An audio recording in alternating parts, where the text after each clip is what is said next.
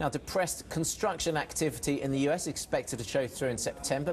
Pending home sales should be released today. Following a decline of 2.6% in August, sales are expected to rise 2.1% according to Reuters Poll. But the National Association of Realtors says when looking at contracts signed, the increase could be closer to 0.3% for the month. Shari Olefson is author of Financial Fresh Start and CEO of the Carnegie Group. She joins us now. Shari, nice to see you again.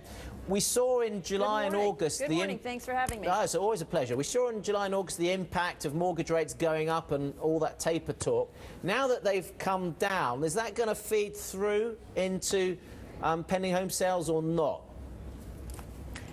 Yeah, I think even more than that, folks are sort of getting used to the direction mortgage rates are going in and are afraid of where they may go in the future. But one thing that's going to really impact the pending home sales numbers this month and next month are the government shutdowns, because anyone who was thinking about buying a home during that period, which extend for 2 to 3 weeks, absolutely didn't move. And a lot of folks are still hesitant to get off the fence at this point because we've only really extended the dates into December and then another deadline in January and another deadline in February. So a lot of folks, when it comes to housing, are skittish simply because they weren't able to get loans approved, and who wants to put themselves through that headache if they don't have to really move? Yeah, and look, pending contracts would normally take what?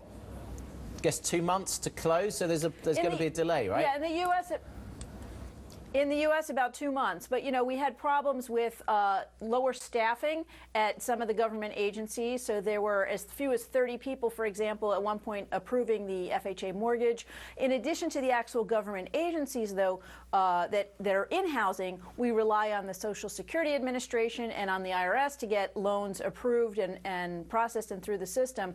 So, you know, there's a big issue there. It added, by some counts, 3 to 4 weeks to the process, but it was an unknown. And the problem is there's no contingency in a purchase contract that says once your loan is approved, if you don't have the money in time to close, it's okay. We don't have a clause in the contracts for a government shutdown. And so folks just decided to sit by and wait and see what happens. Yeah, well, that seems fair enough. In last month's data, we saw the Northeast, the only region to see an increase in home sales. And I now accept the fact, you know, this is another bit of data fog that we're going to have to get through. But what do you think is happening on a regional basis? Right.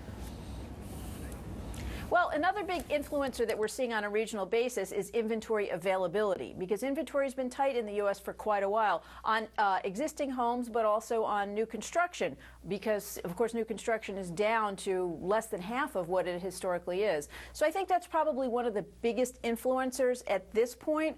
But moving forward, we've got rising interest rates, as you mentioned, and we've also got a series of really significant new rules that relate to housing that go into effect on January 10th, 2014. Under the Dodd-Frank Act. That's going to have a huge impact. By some counts, as many as 3 in 10 people who qualify for a loan today, and remember, today's standards are much tighter than compared to before, will not qualify for a loan under the new rules. So we need to wait and see what's going to happen there.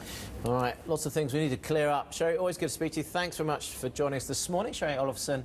Take care. Have a great week. Thank you. You too. Joining us from the Carnegie Group down there in Fort Lauderdale.